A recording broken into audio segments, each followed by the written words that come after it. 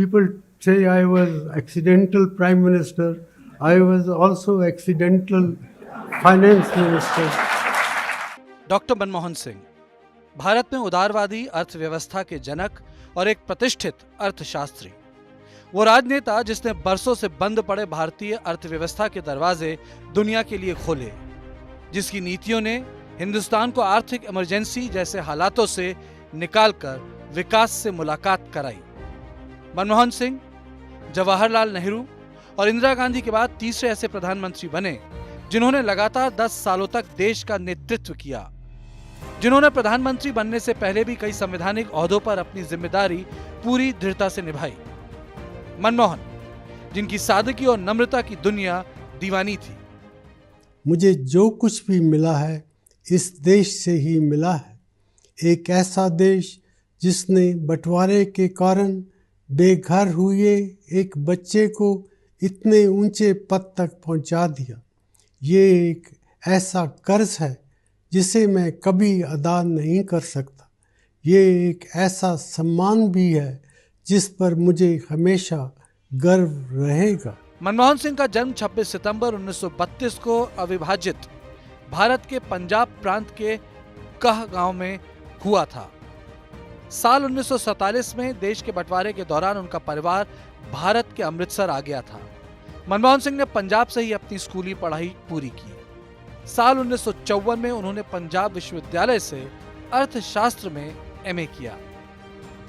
इसके आगे की पढ़ाई उन्होंने ब्रिटेन की कैम्ब्रिज यूनिवर्सिटी से की, जहां साल 1957 में उन्होंने इकोनॉमिक्स में फर्स्ट क्लास से ऑनर्स की डिग्री हासिल की। इसके बाद साल 1962 में उन्होंने ऑक्सफोर्ड यूनिवर्सिटी के न्यूफील्ड कॉलेज से अर्थशास्त्र में डीफिल किया।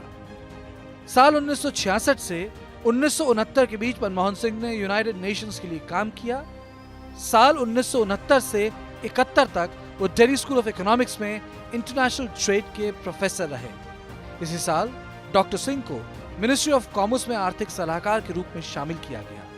इसके बाद 1972 में उन्हें वित्त मंत्रालय में मुख्य आर्थिक सलाहकार के रूप में नियुक्त किया गया। साल 1976 में उन्हें वित्त मंत्रालय में सचिव नियुक्त किया गया। साल 1982 में डॉक्टर मनमोहन सिंह को भारतीय रिजर्व बैंक का गवर्नर बनाया गया। वो 1985 तक इस पद पर रहे। इसके बाद राजीव गांधी सरकार में साल 1985 में मनमोहन सिंह को भारतीय योजना आयोग का उपाध्यक्ष नियुक्त किया गया। वो लगातार 5 सालों तक इस पद पर बने रहे। साल 1990 में उन्हें प्रधानमंत्री का आर्थिक सलाहकार बनाया गया। साल 1991 में मनमोहन सिंह को यूनिवर्सिटी ग्रांट्स कमीशन का चेयरमैन नियुक्त किया गया। इसके कुछ ही समय बाद 21 मई 1991 को राजीव गांधी की अचानक हत्या के बाद नरसिम्हा राव को देश का अगला प्रधानमंत्री चुना गया। ये वो वक्त था जब देश दिवालिया होने की कगार पर था। तब नरसिम्हा राव ने मनमोहन सिंह को अपनी सरकार का वित्त मंत्री चुना। I was then the chairman of the University Grants Commission. The next morning, I went to the office as usual. Narasimha Rao ji was searching for me, and he traced me to the UGC, and he said, "Where are you?" "No, you go and get dressed up and come for the swearing-in ceremony." So that's how I became the finance minister. So people say I was accidental prime minister. I was also accidental finance minister. स्वतंत्र भारत के आर्थिक इतिहास में एक निर्णायक समय था। Narasimha Rao ji called me and I met him. I said to him that the country is in great difficulties. It requires hard thinking and very tough decision-making process to get the country out of the crisis that she was in. Narasimha Rao ji said, "I don't understand all this, but we will give you a free hand with the understanding that if the things go well, we will all take credit. But if the things go wrong, well, you will be the scapegoat." डूबती हुई economy को उभारने के लिए doctor Singh ने आर्थिक उदारीकरण को एक ट्रीटमेंट के तौर पर पेश किया। आर्थिक संकट से गुजर रहे देश को मनमोहन सिंह ने न सिर्फ अपने पैरों पर खड़ा करने का काम किया, बल्कि देश में आर्थिक क्रांति लाने के लिए उन्होंने जो रूपरेखा, नीति और ड्राफ्ट की तैयारी की, उसकी प्रशंसा दुनिया आज भी करती है। 1991-92 के ऐतिहासिक बजट में मनमोहन सिंह ने दुनिया भर की कंपनियों के लिए भारतीय बाजार को खोल दिया। उन्होंने लाइसेंस परमिट सिस्टम को भी खत्म करने का महत्वपूर्ण निर्णय लिया। साल 1996 तक मनमोहन सिंह ने बतौर वित्त मंत्री रुपए का डिवैल्यूएशन, टैक्स में कटौती, आयात निर्यात के नियमों को सरल करने जैसे कई अहम फैसले लिए। इसके बाद 1998 से 2004 तक डॉक्टर सिंह राज्यसभा में विपक्ष के नेता रहे। साल 2004 में हुए आम चुनावों में यूपीए सत्ता में लौटी और कांग्रेस संसदीय दल ने मनमोहन सिंह को प्रधानमंत्री पद के लिए चुना। 22 मई 2004 को डॉक्टर मनमोहन सिंह ने देश के पहले सिख और 13वें प्रधानमंत्री के रूप में शपथ ली। बतौर प्रधानमंत्री मनमोहन सिंह का पहला कार्यकाल काफी प्रभावशाली रहा।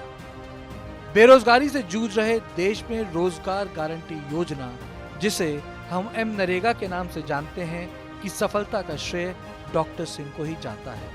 साल 2005 में मनमोहन सिंह ने देश में पुरानी और मुश्किल सेल्स टैक्स व्यवस्था को खत्म कर वैट की शुरुआत की।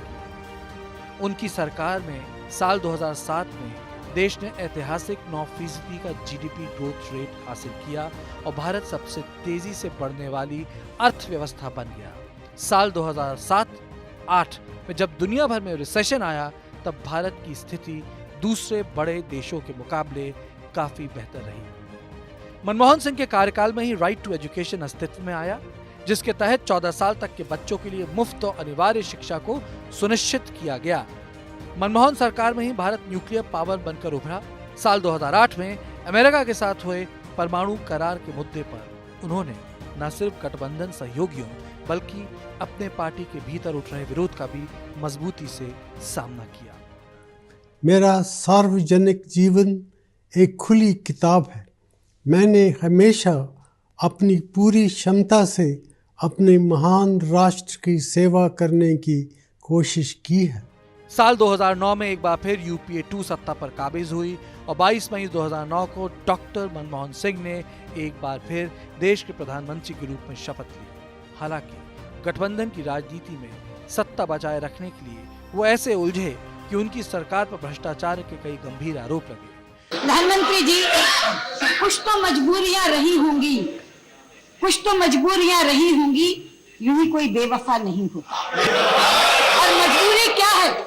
हमारी मजबूरी ये है कि आप इस देश के साथ बेवफाई कर रहे हैं, इसलिए हम आपके प्रति वफादार नहीं रह सकते।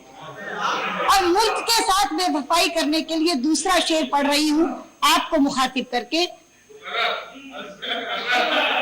तुम्हें वफा याद नहीं, हमें जफा याद नहीं। जिंदगी और मौत के दो ही तो तराने हैं, एक तुम्हें याद नहीं, एक हमें याद नहीं।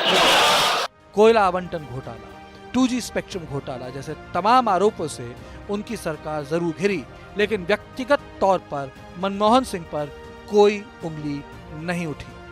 Honestly believe that history will be kinder to me than the contemporary media or the